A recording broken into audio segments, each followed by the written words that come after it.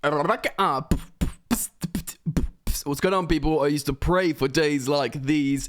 Ladies and gentlemen, welcome back to Football Therapy with me, your host, Jan. I hope you're doing well. I really do hope that. Welcome back to Chelsea News of sorts. Yeah, Chelsea News, the daily series here on the channel. You know what? I upload every single day here on the channel, so welcome.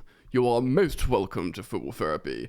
Today we are discussing the interesting truth behind Mudryk's contract. He's trained. Chilwell's trained. Reece James has trained. N'Golo Kante's back on the grass. Maybe our fortunes are turning around. Maybe it's going to be okay. We're going to be all right. I can feel it. Here's to hoping. We'll talk all about that today. So thanks for joining. Please do consider quickly dropping a like. Takes 1 second and it makes me feel good. Why wouldn't you want to do that? You're welcome to subscribe as well. Starting off, I'm Mudryk. He isn't on much money.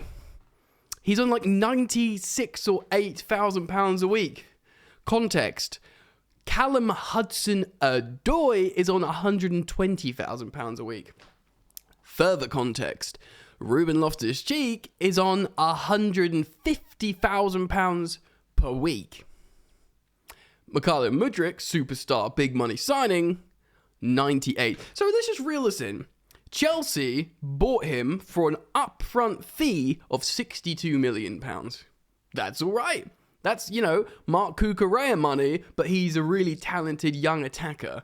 We signed him onto an 8.5-year contract, which would amortize that said fee low. But if he meets the bonuses to 88 million, it means we've won the Premier League and Champions League. That's okay. And people were saying, mostly Arsenal fans, yeah, but you've given him a £200,000 a week deal. That's why he signed for you and not Arsenal. No, dude. We signed them on like 96 or 98,000 pounds a week. And by the way, Arsenal fans, you pay Ben White, a centre-back who's not playing, I think probably because is he injured or is he just benched? He's on £120,000 a week. £120,000 a week, that's more than £20,000 more than what we're paying Mudryk. So, hot dog, the truth comes out regarding money, ladies and gentlemen. The transfer fee wasn't astronomical. There's just more of a respectful structure, and if you are interested in how that deal got done in the end and the details, go back and watch my previous upload where I go through the Adam Crafton article, or certainly segments of it, from The Athletic, and he goes through how it happened, and he obviously spoke to the head honcho at Shakhtar, the CEO, and he was like, yeah, Chelsea just structured it more respectfully. Turns out it was the same money, and we're not paying him that much, but heck, that's in the past now. So let's move on and think about the future.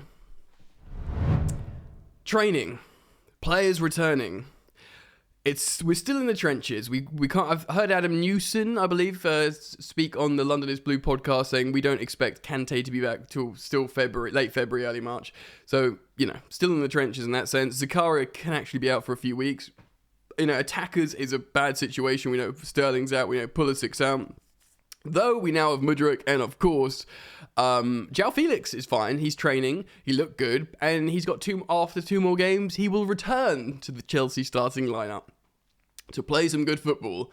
And there's still other pieces of news floating around, speculation like David Datro Fofana might go to Galatasaray on loan, Amari Hutchison maybe to a championship club, which probably would actually be quite a good move if you look at the likes of Breuer, Mason Mount, Tomori, Tammy Abraham, Reece James. They all went on championship loans. Look at them all now respectively having a wonderful time, whatever clubs they're at, playing well.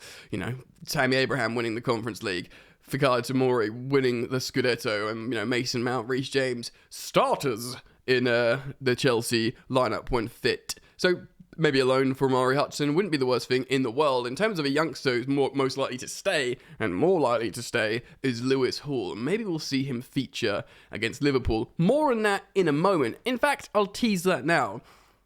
I did a poll, or multiple polls, on Twitter for starting 11. I got a few thousand votes, and I want to tell you what the average selected lineup is from you, the fans. We'll go into that. I can even remember it in my head, so and not everyone will agree, but hey, that's the beauty of football. So the great news about the training at the moment is Mudryk is training with the first team. I mean, he's in sensational shape anyway. I can't imagine any fitness issues. If you look at this dude's Instagram, he's like, apparently he used to be quite small and slight. Now he's absolutely shredded. There's the story going around that although he's already run 36 kilometers an hour, him and his personal trainer have set this particular target of they want to clock a sprint of 40 kilometers an hour, which is breaking the speed limit in some places. Like, you know, some places where you're trying to drive slow and you've got a speed camera, he could run and it would make the speed camera flash because it would clock the two areas, which is great fun, isn't it? It's just fun. So yes, get excited. There's a good chance that Mykhailo Mudryk could be terrorising Trent Alexander-Arnold at right back in the Premier League. Here's to hoping. He's very, very fast, of course. Don't want to put too much pressure on him early doors to just be amazing, but it would certainly be exciting and compelling to see how the young man fares in his first Chelsea game. If it's anything like João Felix, minus the peculiar tackle, we'll be cooking. So we could soon see a front three of Felix, Mudryk, and then pick your third, Havertz, I guess. Unless Aubameyang suddenly comes and does the business and we create more for him, it's possible, I suppose. But a really huge positive thing for me, and I need to take a breath for this. Reece James and Ben Chilwell returning to training. And I shouldn't have to feel like this. I shouldn't have to feel like Chelsea are, it can beat anyone on their day when they have their first choice wing-backs, full-backs in Reece James and Ben Chilwell. Of course, Reece James particularly, the biggest example of how, just look at our win rate and our creative numbers and our creative metrics with him in the team and without him in the team. Without him in the team? When he's not on the team. It's like profound and deeply concerning. So yes, but I also think Ben Chilwell can be nearly as important. I'd say equally because Reece James is a phenomenon. But people forget how good Ben Chilwell was. Like defensively, the Champions League final. Granted, it was a while ago. He can put in great defensive performances, but he's unique, man. He does stuff that even James doesn't do. He makes those special inward striker runs. That's why he scores so many goals as well. They both score loads of goals. He might not get as many assists as Reece James or put the crosses in, but he makes those inverted, wicked little striker runs that he did under Frank Lampard and just kept doing, whether it's under Tuchel and beyond. Do you know what I mean? So he's a massive miss as well, especially when Cucurella hasn't really impressed me much. I'm not going to do the Shania Twain song as much as I feel the drive to do so. Let's move on. And of course, Lewis Hall. No one can dig out Lewis Hall. He's a teenager playing out of position and doing a job. But he's a midfielder, and we want to see him in midfield. And hopefully we do, by the way, when Ben Chilwell returns. Of course, he's back from training. But in terms of how we're going to set up against Liverpool, right? We have to assume, just because they're back into training, they're both not going to be dropped into the first starting lineup. Because what happened to Reece James before? He returned from injury too soon, and then you've got his PT or his personal fitness person posting cryptic social media messages about how angry he is, but he can't say anything. Basically, Chelsea screwed up his reintegration into the team. So with that in mind, both Ben Chilwell and Reece James, you think it would be wrong to just drop them in, maybe take them off the bench, bench appearances, and more time. It just seems like we're going to go, especially with these polls I did, we're going to assume neither of them can start. Maybe one will come off the bench. So, of course, this is voted by you guys. I'm going to do it off the dome piece because I remember the starting lineup, but I gave realistic combinations for who's to start in each position. And, of course, in the goalkeeper position, Mendy's still out, so it was Kepa and Bettinelli. Kepa won by a landslide or something like 98%. Now, at right back, it was Cesar Azpilicueta, it was Trevor Chalobah, and it was Ruben Loftus-Cheek I put in there sneakily because he has been training for a little while and he's played right wing back and indeed full back. Just a bit of a wild card there. You wouldn't be overly surprised if you saw him play half an hour there or something.